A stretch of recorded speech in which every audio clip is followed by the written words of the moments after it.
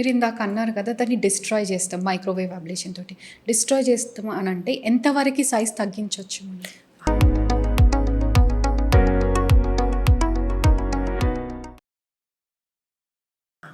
ఇది యాక్చువల్లీ ఇప్పుడు మనం ఫైబ్రాయిడ్స్ ఉంది అని అంటే కనుక ష్రింక్ అవుతాయి.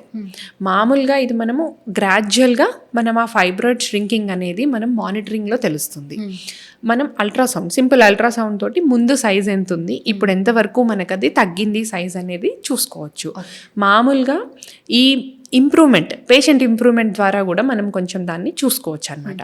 మామూలుగా హెవీ బ్లీడింగ్ ఉంది అని అంటే 1 to 2 మెన్స్ట్రువల్ సైకిల్స్లో ఆ బ్లీడింగ్ అనేది కంట్రోల్ అవుతుంది. పెయిన్ చాలా వరకు ఇది అడ్వాంటేజ్ ఏంటి అంటే 90% పెయిన్ రిలీఫ్ ఫస్ట్ 1-2 సైకిల్స్లోనే మనం చూస్తుంటాం దీంతో.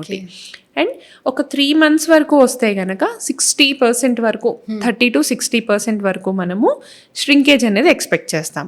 అదే 6 monthsకి వచ్చింది అని అంటే 60% ఆఫ్ ద సైజ్ యూట్రస్ది ష్రింక్ అయిపోతుంది.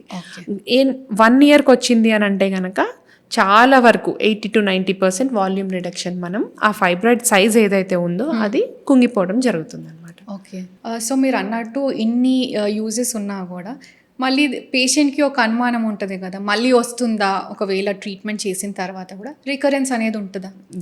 ఇది మంచి క్వశ్చన్ యాక్చువల్లీ. ఎందుకంటే చాలామంది హిస్టెక్టమీ ఎందుకు అడుగుతారు అని అంటే, ఒక్కసారి యూట్రస్ తీసేసాము అంటే నాకు మళ్ళీ ఫైబ్రాయిడ్స్ రావు, సో దాన్ని ఒక పర్మనెంట్ సొల్యూషన్ లాగా చూస్తుంటారు. కాకపోతే దీనిలో ఏంటి, మైక్రోవేవ్ అబ్లేషన్లో అంటే మనం ఆ ఫైబ్రాయిడ్ టిష్యూని కాల్ చేసి దాన్ని తగ్గించేస్తాం కాబట్టి రికరెన్స్ అనేది చాలా తక్కువ.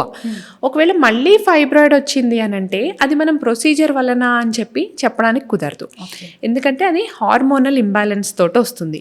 ఆన్ గోయింగ్ మీకు బాడీలో ఆల్రెడీ హార్మోనల్ ఇంబ్యాలెన్స్ నడుస్తూ ఉంది అని అంటే దానివల్ల ఇంకొక ఫైబ్రాయిడ్ రావచ్చు. సో దాన్ని ఇంకొక ఫైబ్రాయిడ్ వస్తే ఈ ప్రొసీజర్ వల్ల ఇంకొక ఫైబ్రాయిడ్ వచ్చింది అని మనం చెప్పలేం. కానీ ఓవరాల్గా రికరెన్స్ అయితే చాలా తక్కువ అండి. ఎందుకంటే అది ష్రింక్ అయిపోయి ర్యాపిడ్గా అబ్జర్వ్ అయిపోతుంది మన బాడీలోకి. సో ఆ సైడ్లో మళ్ళీ ఫైబ్రాయిడ్ రికర్ అవుతుందా అని అంటే నో.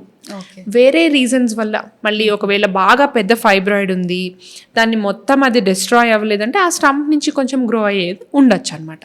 బట్ ఓవరాల్ రికరెన్సెస్ చాలా తక్కువ.